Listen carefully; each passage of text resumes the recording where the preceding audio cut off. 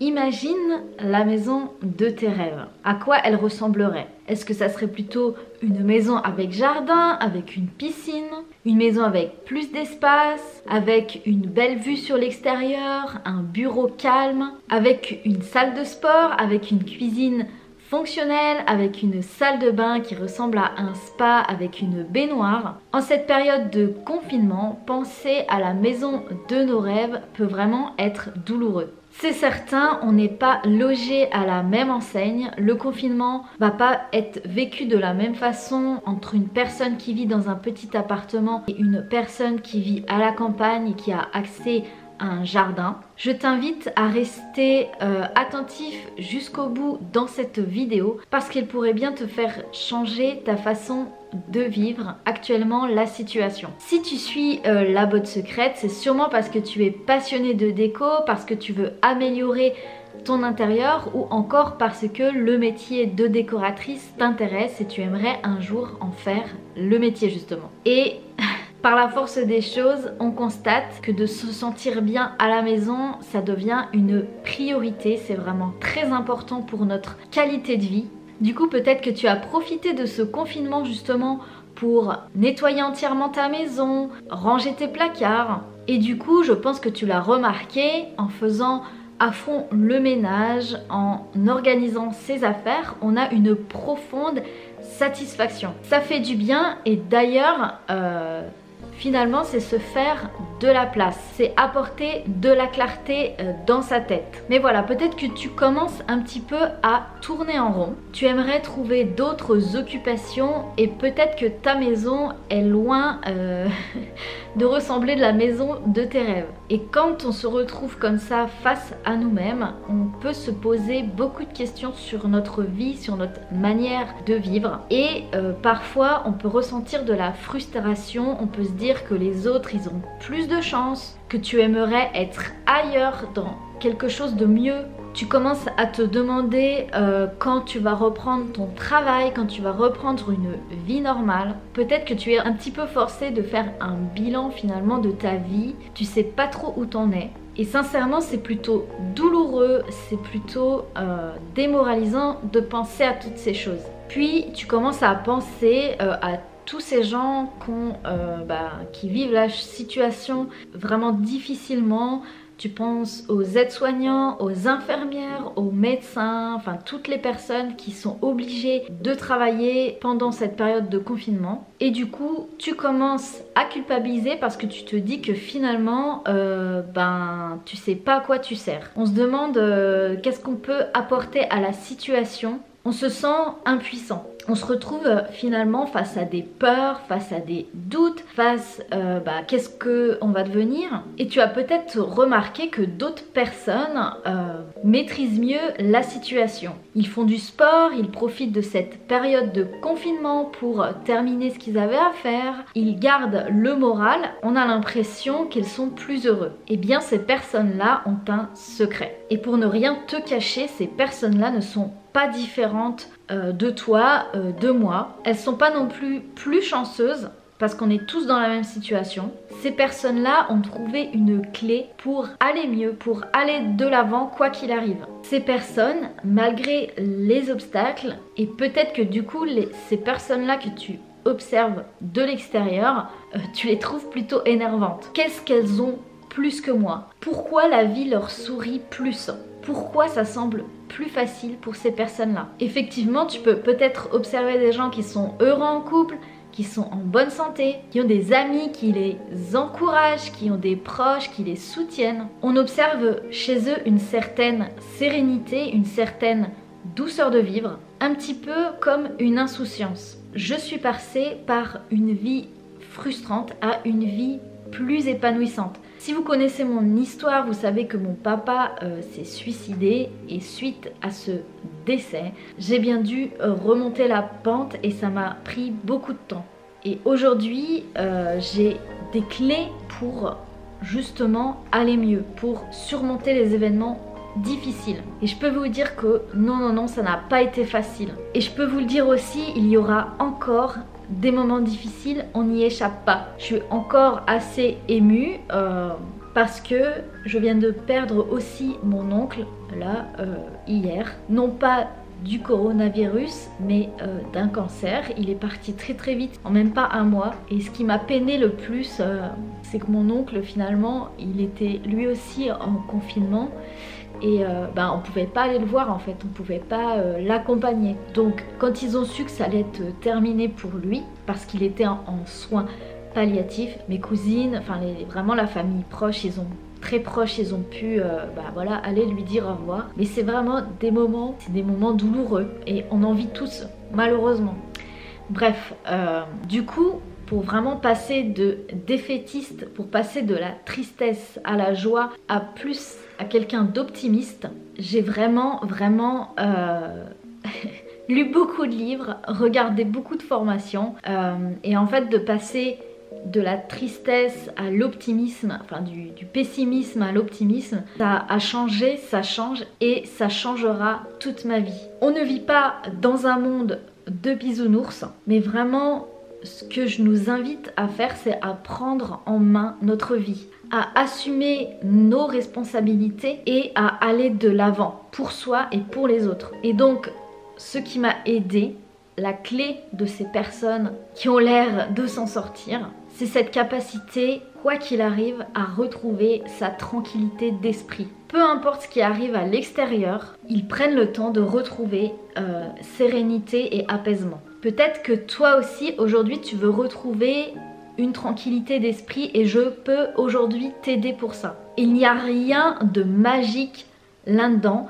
Par contre, le courage, la persévérance, l'engagement, ça va t'aider. Toi aussi, tu peux changer ta façon de voir les choses. Tu peux changer les choses à ton échelle. Tu peux vivre les choses autrement. On est tous pareils, tu n'es pas différent des autres. Le vrai problème, ce n'est pas ce virus. Le vrai problème, c'est notre capacité à relativiser et notre capacité à voir les choses différemment, notre capacité à réagir au mieux face à des événements. Et donc en ce moment, est-ce que tu passes ton temps à attendre que les choses se passent ou au contraire tu as décidé d'agir, de changer les choses à ton échelle? Est-ce que tu rebondis de cette situation? Parce qu'elle va durer en plus. Donc il est temps vraiment de se prendre en main. Quand je vais mal, et ça nous arrive tous, j'ai toujours envie que quelqu'un vienne me soutenir, que quelqu'un m'écoute, que quelqu'un me comprenne, que je puisse partager ce que je traverse. J'aimerais qu'on me dise quoi faire. Et l'erreur, la plus grosse erreur qu'on fait, c'est d'attendre que la solution vienne de l'extérieur. Il faut que tu redeviennes ton meilleur allié. Il faut que tu redeviennes ton meilleur soutien. C'est la meilleure chose que tu peux t'offrir maintenant. Je suis très contente si tu regardes encore cette vidéo parce que cette chose-là, j'aurais aimé le savoir bien avant. Ça m'aurait épargné de tourner en rond, de ressasser les mêmes choses, de souffrir jour après jour et de se laisser abattre. Et bien entendu, le fait de retrouver sa tranquillité d'esprit, on n'apprend pas ça à l'école. La société ne veut surtout pas que tu sois fort. La société ne veut surtout pas que tu sois indépendant. Parce que la société, le gouvernement veut que tu sois victime des circonstances, victime de tes peurs qui t'emprisonnent. Car comme ça, tu es bien plus docile, bien plus influençable et bien plus maniable aussi. Tu le vois bien en ce moment, tout autour de toi, les gens rabâchent la même chose. Les gens tournent en rond, les gens ont peur, les gens se plaignent, les gens s'ennuient profondément. Ils rabâchent la même négativité au lieu de vraiment prendre les choses en main et de se focaliser sur les solutions. Je te mets au défi maintenant de trouver une personne qui justement est en mode solution pour le long terme. Alors, la tranquillité, c'est quoi? C'est l'art de relativiser et de maîtriser ses émotions, ses pensées. C'est comme une tempête dans un océan. Le vent gronde, les vagues sont énormes. Il y a le tonnerre, la pluie battante, mais plus tu vas en profondeur et plus l'océan est calme, serein. Pourtant, la tempête est toujours là, en surface, mais à l'intérieur, c'est le calme plat. Je te propose aujourd'hui de créer ce calme intérieur dans ta maison. Ton chez toi, ça doit être ton cocon. Chez toi, tu dois te sentir en sécurité. Aujourd'hui, tu es obligé de garder ce calme dans ta maison pour faire face au brouhaha extérieur. C'est à toi de décider si dans ta maison, c'est la tempête, les disputes, les discordes ou au contraire, c'est la tranquillité, le jeu, un coin paisible. Peut-être que ces propos vont te sembler étranges et d'ailleurs, j'en parle très peu sur YouTube. Tu peux influencer l'énergie de ta maison, l'ambiance de ta maison. Je développe ces sujets de mieux-être et de bien-être dans la maison dans mes formations. Donc il y a la formation Décor Pro, la formation Couleur Déco et la formation Déco Détox. Je préfère en parler à mes élèves parce que ce sont des notions qui peuvent paraître abstraites, qui sont souvent incomprises. Pourtant, elles ont énormément de valeur. Si tu regardes encore cette vidéo, ce n'est pas un hasard. Tu es là au bon endroit, au bon moment. Je te propose, à travers la décoration d'intérieur, d'inviter le calme et la sérénité. Je veux également que tu invites l'amour, le soleil et la joie de vivre, la bonne humeur dans ton intérieur. J'aimerais que tu serves d'exemple pour tes proches. Et plus tard, quand on ne sera plus en confinement, j'aimerais que les gens se sentent bien chez toi et que tu puisses toi aussi leur apporter cet apaisement. Mais voilà, dans des périodes comme ça compliquées, je trouve que c'est important de trouver du soutien. Et ce que tu peux faire avec ton environnement intérieur, c'est justement de créer une décoration stimulante et apaisante. La tranquillité dans la maison, je ne l'invente pas. Le Feng Shui en parle.